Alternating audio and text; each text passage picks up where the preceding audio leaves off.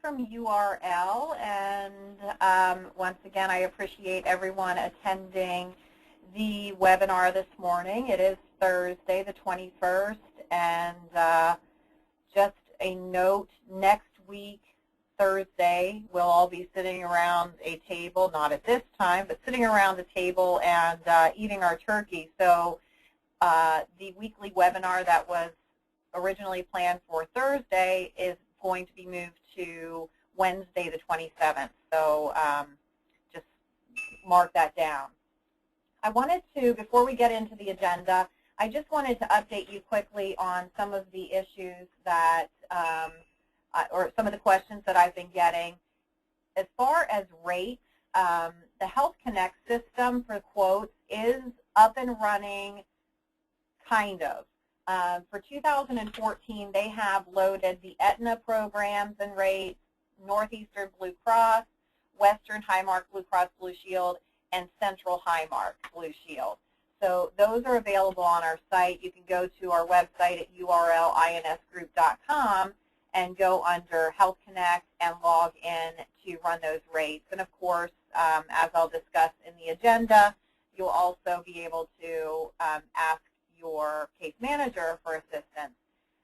Just of note, if you go to our website under Health Plan Options and then under Product Information, you will see that all of the carrier information, whether it's CI, DI, individual health carriers, group CI, DI, or group health carriers, all the information is on our site.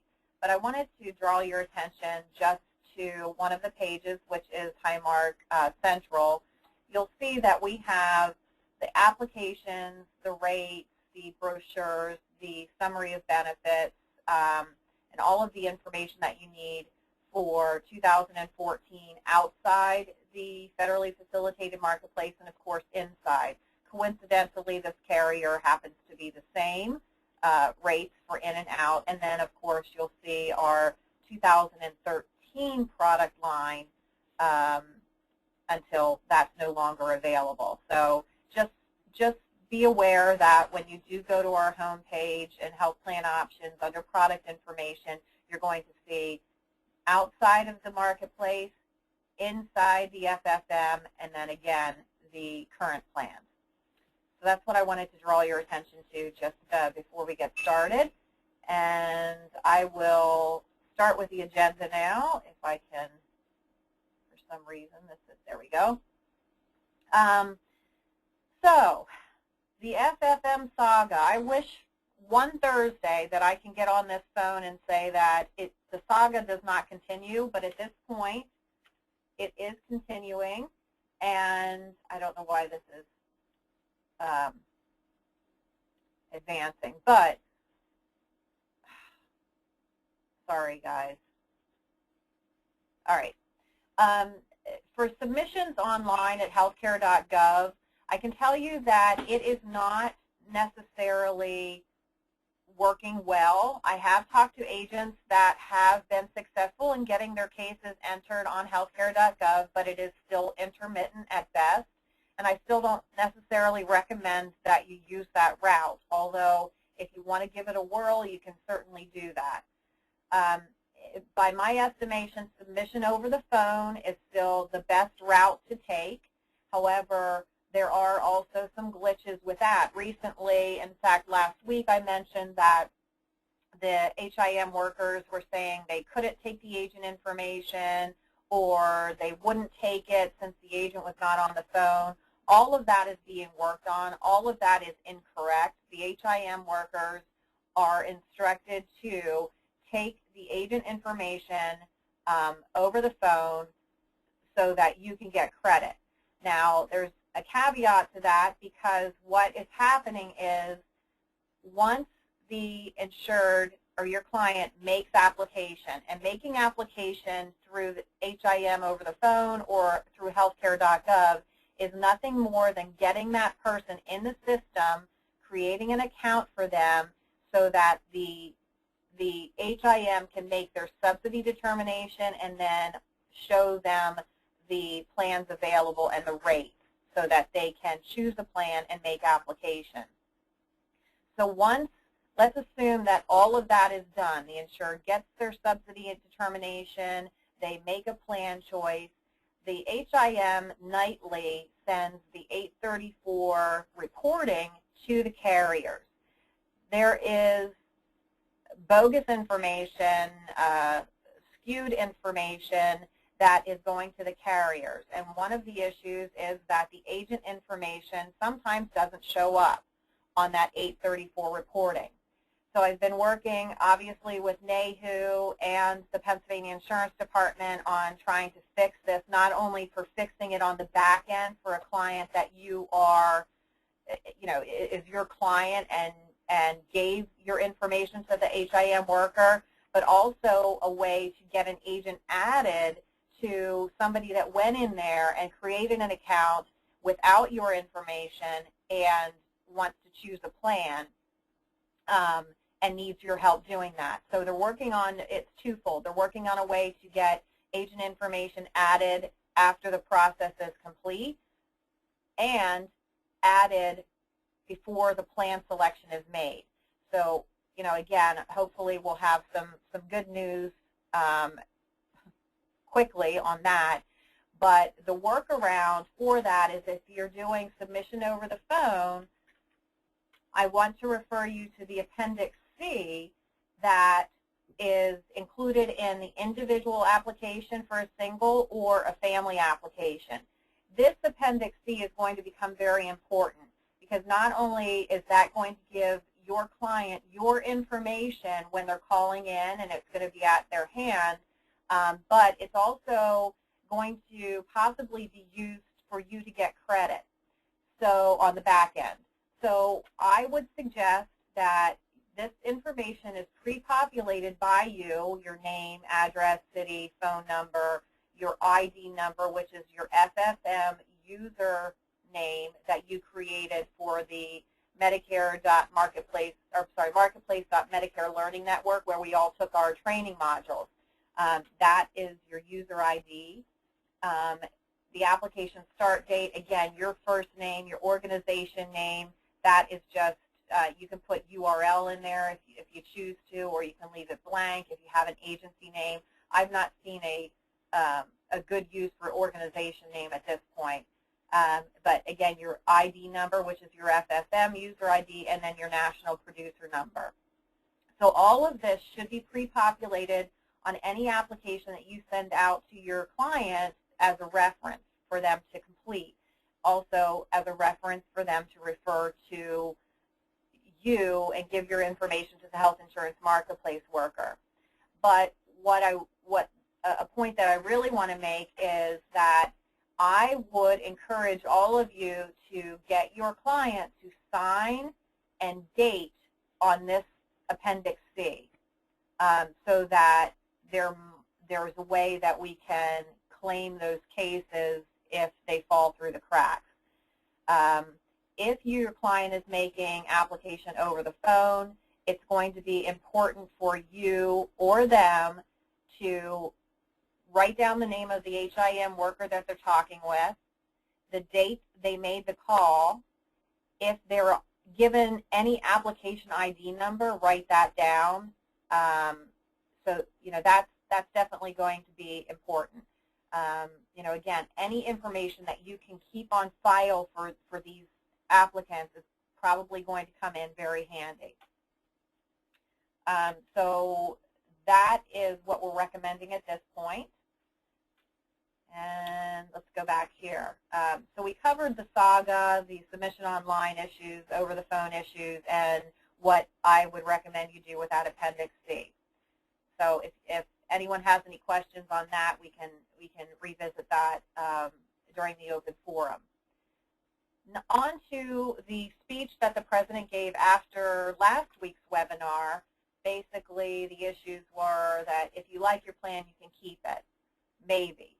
And where that stands now is the President did come on TV, as many of you have seen, and did say that, for whatever reasons, and we all have our thoughts on it, that the President was not aware that this issue was going to happen. So what what he did was said that he's going to essentially skirt the law of the land and allow the insurance departments in each state to make the decision on what they're going to do with all of the terminated plans. And particularly for Pennsylvania, the plans that are receiving termination notices are really specific to the guaranteed issue programs that are in place. But what I can tell you is that according to all of the insurance carriers and the Pennsylvania Insurance Department, the carriers were in contact with the PID and were to have their recommendations and into the insurance department earlier this week, so that the Pennsylvania Insurance Department can make a decision on what's going to happen to these plans, if they're going to be allowed to extend coverage, or if they're going to have to just deal with the terminations and move through the exchange product for 1/1. There's a bigger issue that's coming down the pike, in that, you know, this skirting of the law, or this grand proclamation, also included group plans that are being covered. And, you know, a question was raised: what happens to, you know, the plans that are terminating sometime in 2014 upon their first renewal? You know, will that extend them? So there's a lot of details that it will be going into this decision. All I can say right now is that there's not been a decision made. I don't have any idea what Pennsylvania is going to do. But again, as time is ticking on, the greater need is that, you know, people still want that coverage for 1/1, and time is running out. So hopefully I'll have some more information on that on Wednesday's call next week. But at this point, you know, there's really nothing other than that I can share. We already talked about the quotes in our next bullet point. You know, again, using the Health Connect system, EBIC system, or relying on your case managers. I would just encourage you to do that until every system is fully functioning. We are still working on our web broker contract, and hope to have that up sooner rather than later. Again, all of the testing is mixed in with the issues with healthcare.gov, so, you know, there's a whole different set of challenges that come along with that. But I think we're in good hands with moving forward with this. So hopefully, again, I'll have some more information sooner rather than later. The next bullet point that I wanted to bring to everybody's attention is the issues with the portal.cms.gov site. Many of you received emails basically saying you unsubscribed, and then you should have received another message saying that that email that you received previously was sent in error. At this point, if you did receive an email from CMS saying you disenrolled from this site, ignore it. It was an error. There's nothing further that you need to do.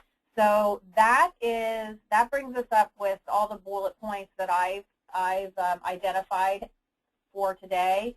I did want to just kind of review some of the questions that we had lingering from last week. One person asked about the multi-state plan for the Blues. As you can see, with all of their rates, they have something called the multi-state plan. So I was not sure under what circumstances that would be utilized and when it should be utilized.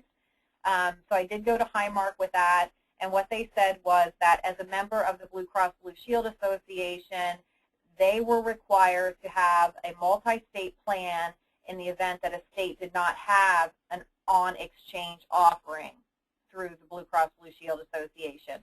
So really, that's it. It's not a brokered product. With every state having some sort of program in place, I highly doubt that any of us would even refer your clients to a multi-state plan, but at this point, that is what we do have. Now, there's another question that I did get, which is very interesting, and I'm still exploring all of the options, but for all of you that are working the Medicare market, you'll notice that at least for Highmark, and I would imagine the other carriers, there are rates for 65-plus people. And what I did find out is that through the individual market, a person that is over 65 can purchase an individual health plan both on and off the exchange if they are not enrolled in a Medicare plan. So, immediately there are a couple examples that come to mind. Some person that may be new to the States here legally but does not have Medicare options. That might be a good option for your insured or your clients. And somebody that has not paid into the Social Security system and is not eligible for Medicare. So there are a couple examples of the 65 plus market that can actually enroll into to a plan through the exchange or even off the exchange after 1/1. There was another question that was submitted about Geisinger, and I have a couple updates on Geisinger. The question that was submitted was the person felt that they had heard from Geisinger that the person that is subsidy eligible could not apply that subsidy to the platinum or gold plans, and that's not the case at all. The subsidy is the subsidy, and a carrier doesn't have the ability to determine where that subsidy is applied.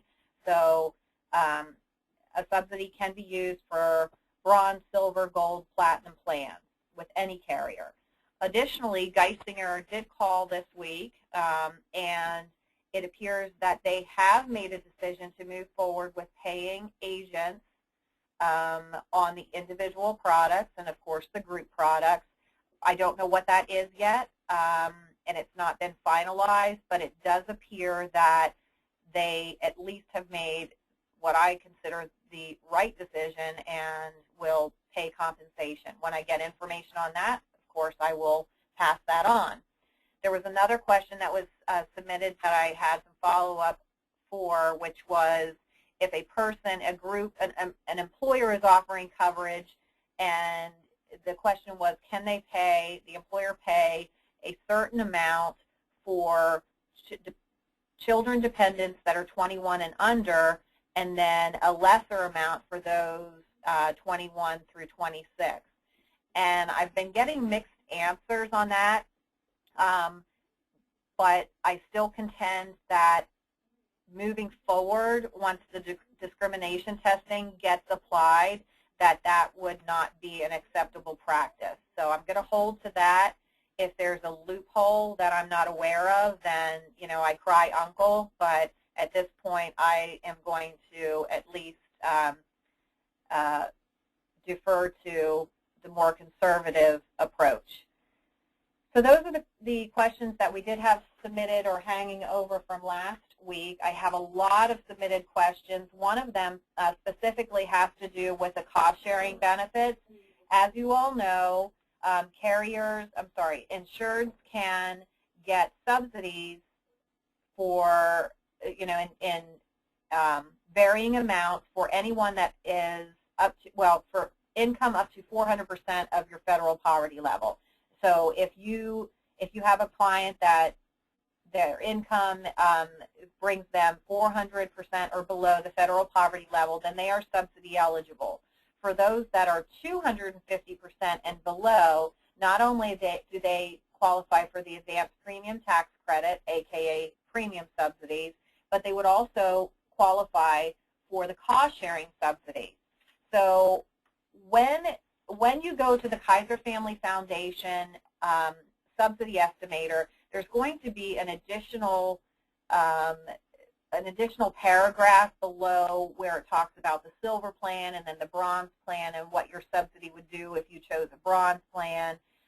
Below that, there's talk about the cost-sharing subsidy, and there's a percentage in there. That percentage is either 73, 80, 87, or 94%. And that percentage amount is relative to the reduction in out-of-pocket. So you can see I took a screenshot of Highmark's for their comprehensive care PPO 1500 plan, the 73% actuarial value, 87%, and 94%. These PDFs will actually show these particular plans with the reduced cost sharing. For instance, on the 87%, I believe the $1,500 deductible is reduced to a $500 deductible. So it's very important that if you do see somebody $250 and below, that you recognize that first there is a percentage affiliated with that, so that they can you can actually show them the correct plan. So that may be confusing, but oh no, my screen is, there we go. But you know, again, if you have questions on that, let me know. There was a question too from Gregory that was submitted, and it talks really about the HIM workers not taking the information on the agent, and I've already addressed that. There was a question if that's legal. Is it really required to stay on with the client on the phone during the whole interview? And no, it's not. I don't know about legality, but I can tell you that that's not the way the process is supposed to work. And again, they're working on it. Another question from Karen, any response from the Pennsylvania Insurance Department regarding revival of individual plans scheduled to be termed at the end of December? I touched on that as well. And Highmark specifically, as well as Capital, sent a notice basically saying they're waiting for the governor's or the Pennsylvania Insurance Department's direction. And let's see here. Just bear with me. Bill asks the question, if someone applies to the marketplace via phone and then gets a reply, is there any way to confirm that the agent has been chosen to assist and will get paid? At this point, Bill, there is not. That's why I mentioned those safeguards so that you can claim them on the back end if that's required. And is marketplace registration a once-in-a-lifetime thing, or does someone reapply each year? If you're talking about you as the agent and the testing, I believe that there would be annual testing required. If it's an insured, you know what, I don't know the answer to that either. You know, it's everything I can do to see what we can do for this year, so I will follow up with you on that question to see if an insured would have to annually go in and re-register. My assumption is no, but anything's possible. Cindy asks if there has been any update on the non-discrimination requirement of ACA. At this point, no. But she asks, if so, if an employer is paying 50% of all tiers in a group plan, would that be considered discriminatory because the employer is providing a greater benefit to an employee with dependents versus a single employee? And no, that's not considered discriminatory because everyone is getting 50% of their premium covered. So at this point, that's still fine.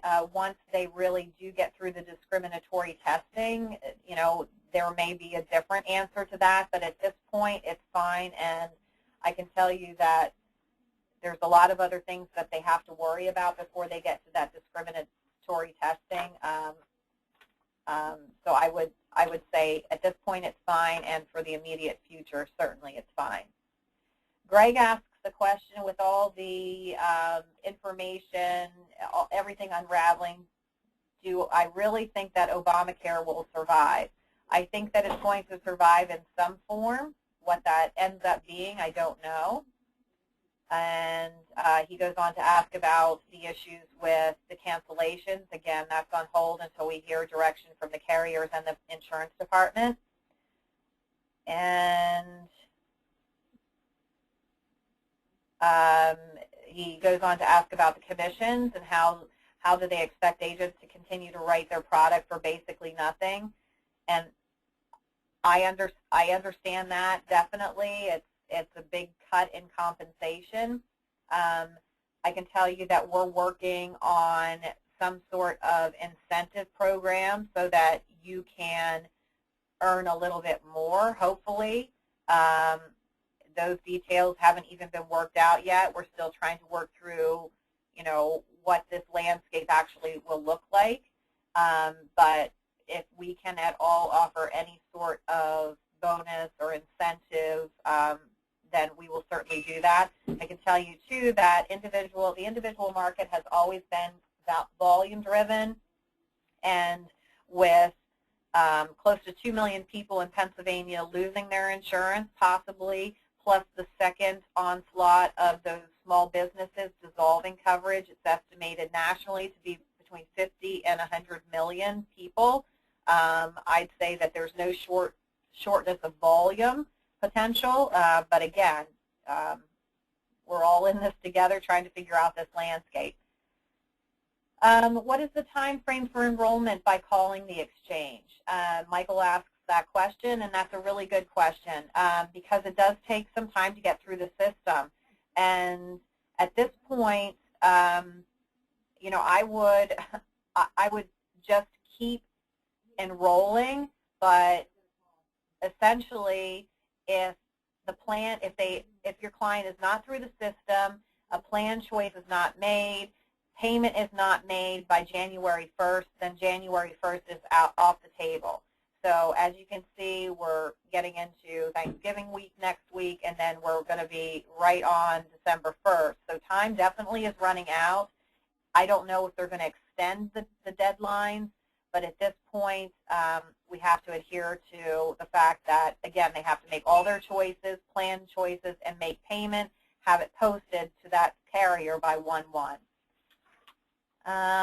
Britt asks the question, when will Health Connect come online? I did address that. They're working on it. And what's the best method to enroll an individual that is eligible for a subsidy? At this point, again, I suggest the over-the-phone submission. There is some talk that the carriers are going to be administering the subsidies as well.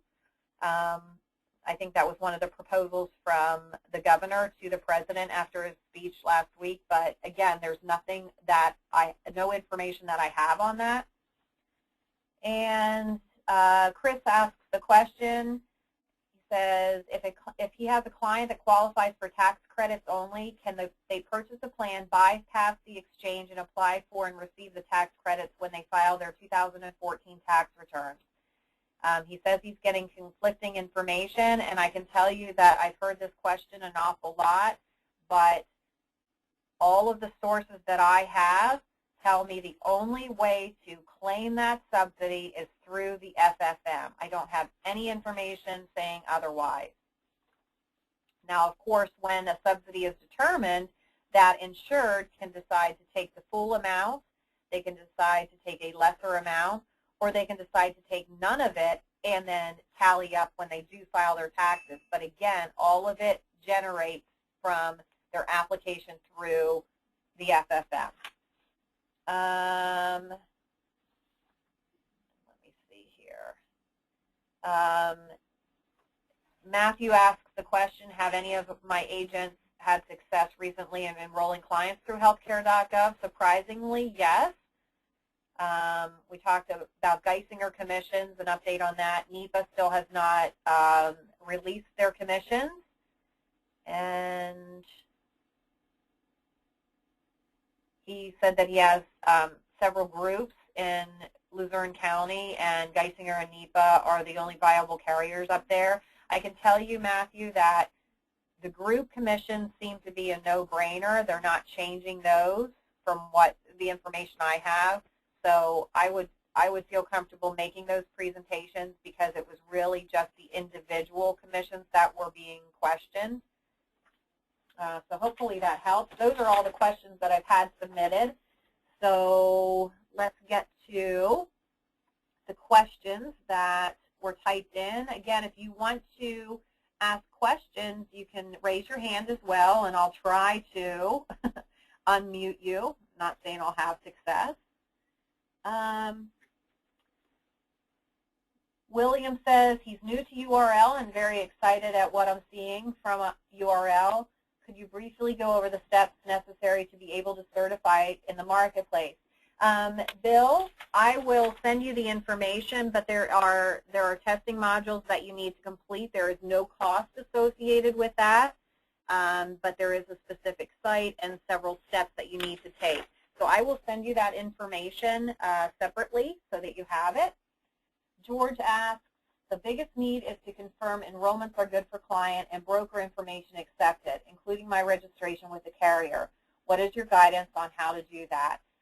George, at this point, I can tell you that no carriers have entered any data from those 834 forms for clients that have actually made their choice, their plan choice. So I would, again, just encourage you to keep good records on the clients that make application so that you can claim them once they are enrolled. Abby asks, she says she keeps getting emails from FSM saying that her NPN number does not match what they have on record. Have any other agents run into this? Pardon me. And the answer to that is yes, Abby. I would suggest, because, I mean, ultimately, the carriers are going to be making the payments, the commission payments. So I hate to say ignore it, but at this point there are so many emails flying around about what you need and, you know, the sites being down. So I would ignore it, because ultimately I know you did your testing. I know you got your certificates into the carriers so that they recognize that you're FSM certified, and they have your contracting on file and your national producer number. So they're going to look at their records when they go to make compensation payments and see that you are compliant. So I wouldn't worry too much about it. Joe asks, he says, I've been trying to complete my identity proofing since September 20th, and you keep getting an error message that your profile is in the process of being configured. How long does that take? There are issues with the portal.cms.gov site, and it's probably been since about September 20th that it's been down.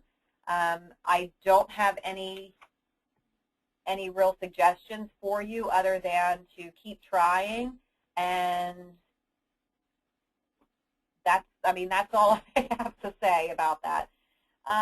Britt asks, Northeastern Blue Cross Bronze, just an FYI, the literature does not indicate this, but I brought it to their attention. The Bronze plans are qualified high-deductible health plans. They can set up an HSA after they are fully enrolled. Good to know. Thank you, Britt. I will make note of that. And Kathy says that she hasn't heard anything about commissions for plans sold on the marketplace. Do we know what commission will be paid for plans sold on the marketplace by an agent? Kathy, they're the same commissions on as off, and I can send you the commission structure so that you know what they are paying. I'll get those over to you. Okay. George says, see some cost-sharing reductions of deductibles to $100 from $1,000 and also reductions in out-of-pocket. Do you think we can trust what the HIM quote says? Well, I'd say yes, that at the very least, at least the plan choices are correct. Margie says that she missed the question and answer regarding Highmark and Capital for 12/31/13, and she wants me to just revisit that after the webinar, send her an email, which I will do. Tim says, how fast does the subsidy determination get communicated after the HIM phone app is completed? And I can tell you that it varies, Tim. I've heard a week, and I've heard 3 weeks. And then I've heard 3 weeks and nothing has been determined other than they get a letter saying they're not eligible for Medicaid. So it does vary. There's no rhyme or reason, Tim. So all I can say is it does vary, and your insured can keep calling. You can call if you were put in as an authorized assister, and you can call and find out what's going on their behalf as well. Tracy says that she's been taking a screenshot of the agent paid information on the website to show proof that she completed the application with a client. That's a really great idea, Tracy. If any of you are enrolling with your client on healthcare.gov, then I would add that suggestion that Tracy made of taking the screenshot of the agent information page. That's a great suggestion. Gregory says that in Appendix C there are 2 sections for authorized representative and agent brokers. It seems you implied that both sections should be filled by brokers. Is this correct? Yes. I'm going in with the idea that more information is better than less. So yes. And the first section requires a signature, so that it would have your signature and then it would have your client's signature on that page. So I'd say it's just a good practice, at least for now. Sean asks if Geisinger will pay commissions in Northern PA, and the information I'm getting, Sean, is that it appears that they have made the decision to do that. I just don't have the details on what that is.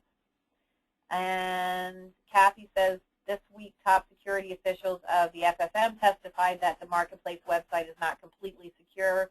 What is the agent liability if the client's personal info is breached? That's a really good question, Kathy, but I can tell you that anything that goes through that site does get a bit scary, but you know, I personally would think that your liability is null and void because it is going through the site that is recommended by our federal government. So I would talk to your clients maybe about some of the concerns that you have, and if they want to do a paper app, they can do that. The over-the-phone app is what I meant. But, you know, again, I don't think you have liability, but it's certainly something you may want to address with your client and make them make that decision.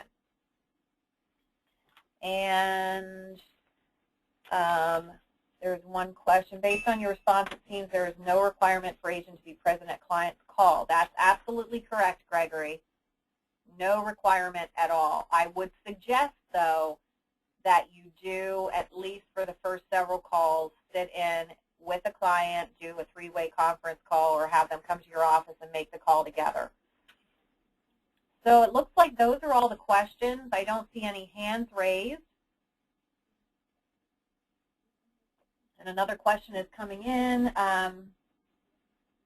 Kathy says that she would suggest getting a waiver signed by the clients that if their personal information is breached, they will not hold the agent liable. That's certainly something, that's a great suggestion, and if you feel comfortable doing that, then I couldn't agree more. And Gregory asks, he says he's never gone through the online application, and is there an explicit section allowing to put agent's information in? And yes, there is. There is a section that asks if you're working with anybody and that information. And George asks if, do you think there is any probability of pressure resulting in increased commission rates for the health insurance marketplace? George, I don't know the answer to that.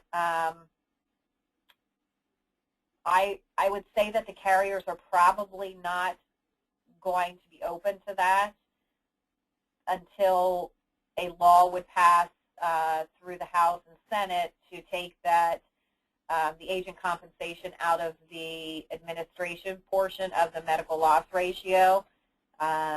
So the answer, I think, is going to be no. I can ask.